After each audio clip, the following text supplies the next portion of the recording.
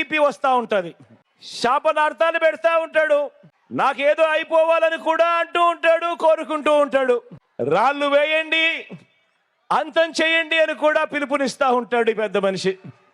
అడగకూడని ప్రశ్న చంద్రబాబు నాయుడు గారిని అడిగా, బాబు బాబు చెరువులో కొంగ మాదిరిగా చేపలను తినేందుకు ఎదురు చూస్తూ ఇంకో పక్క జపం చేస్తా ఉన్నట్టుగా నటిస్తావెందుకయ్యా కొంగ కొంగ జపాలు చేస్తూ అని అడిగా.